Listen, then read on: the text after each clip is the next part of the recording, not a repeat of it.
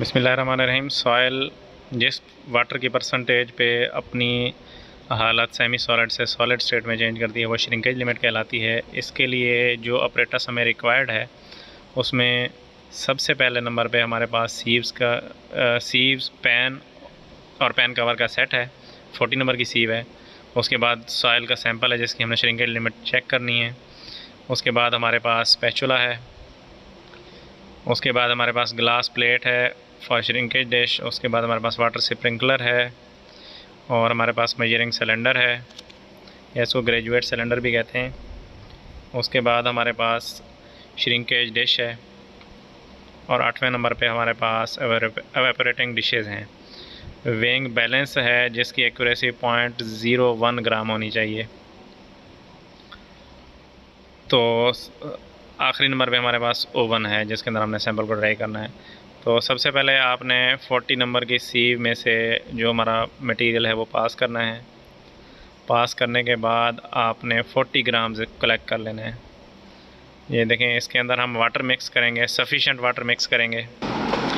ये देखें, अब हमने ये पेस्ट तैयार करना है, इसमें सफिशेंट वाटर डालना है। ये हम सफिशेंट वाटर डाल रहे हैं उसके अंदर। ये पेस्ट तैयार हो गया। पेस्ट तैयार करने के बाद ये वेइंग बैलेंस 0 है। Measure the weight of shrinkage dish with glass plate. अब हम ग्लास प्लेट के साथ श्रिंकेज डिश का वेट कर रहे हैं। ये 39.03 आ गया है। तो इसके बाद अब हमने इसका वॉल्यूम फाइंड करना है। इसको हम डिस्टिल वाटर से फिल करेंगे। डिस्टिल वाटर से फिल करने के बाद हम इसके ऊपर ग्लास प्लेट रख के वाटर की सरफेस को बिल्कुल प्लेन कर देंगे। इसके अंदर किसी किस्म का कोई बबल नहीं होना चाहिए। तो इससे हमारे पास श्रिंकेज डिश का वॉल्यूम आ जाएगा। जितना इसका वेट होगा वही इसका वॉल्यूम होगा सेंटीमीटर क्यूब में। क्यों, ये देखें, ये हम इसका वेट करने लगे हैं। अभी ग्लास प्लेट बिल्कुल प्लेन होनी चाहिए, बबल नहीं होने चाहिए इसके अंदर। ये हमने अब इसका वेट कर लेना। तो जितना इसका वेट आएगा उतना ही इसका सेंटीमीटर क्यूब के अंदर वॉल्यूम होगा। ये इसको बड़ी आहिस्तगी से रखना है ताकि इसमें से पानी जो है वो ना गिरे। ये 59.29 जो है इसका वॉल्यूम आ गया है श्रिंकेज डिश का।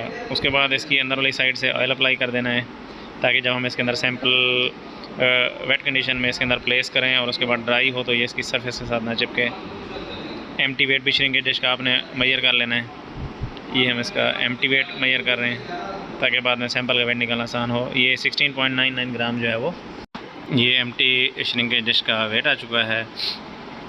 अब हमने इस श्रिंकेज डिश के अंदर प्लेन करके सॉइल को जो है वो फिल कर देना है और इसका वेट कर लेना है। आपने बिल्कुल इसको जो है ना स्मूथ तरीके से इसके अंदर फिल करके प्लेन कर लेना है। ये देखिए, इसको प्लेन करने के बाद आपने इसको इस तरह से टैंप करना है ताकि इसके अंदर बबल रिमूव हो जाएं।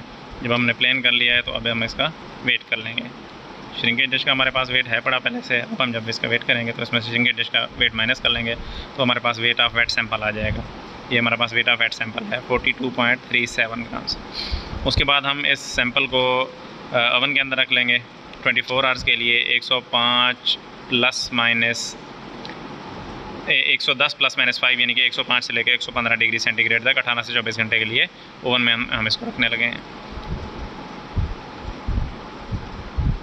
18 से 24 घंटे गुजरने के बाद अब हमने ओवन में से सैंपल को निकाल लेना है और इसको ठंडा करके हम इसका वेट करने लगे हैं। हमारे पास एक वॉल्यूम पहले हो चुका है V1। उसके बाद मैस वेट हो चुका है वो M1 है वॉल्यूम, और एक वेट हम कर चुके हैं। अब ये देखें, ये सरफेस इसकी बिल्कुल ड्राई हो गई है।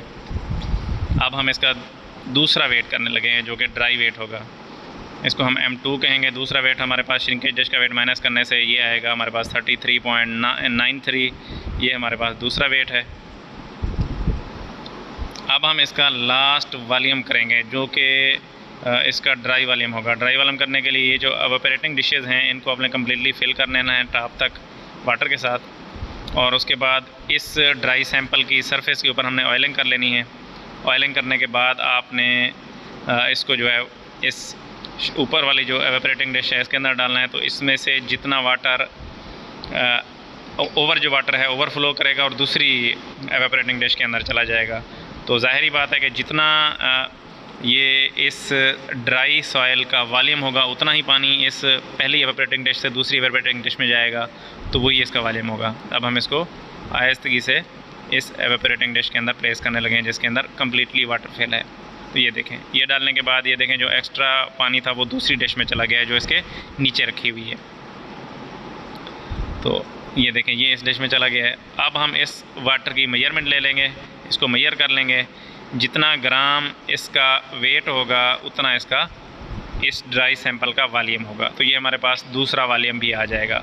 उसके बाद हम इन तमाम वैल्यूज़ को फार्मूले के अंदर पुट करेंगे और श्रिंकेज लिमिट फाइंड कर लेंगे। ये देखें ये हम उसका वेट करने लगे, ये हमारे पास दूसरा वॉल्यूम आ गया है। पहला वेट सैंपल था, उसका वॉल्यूम ज़्यादा था, 20 था, तो अब ये क्योंकि ड्राई है तो इसका वॉल्यूम कम आ रहा है। ये देखिए ये हमारे पास 15.69 जो है वो ड्राई सैंपल का वॉल्यूम आ चुका है। अब हम इसको फार्मूले के अंदर पुट करेंगे और इसका रिज़ल्ट निकाल लेंगे। ये देखिए ये हमारे पास फार्मूला है, ये इसकी वैल्यूज़ हैं और ये इसका 11.35 जो है वो इसका रिज़ल्ट है।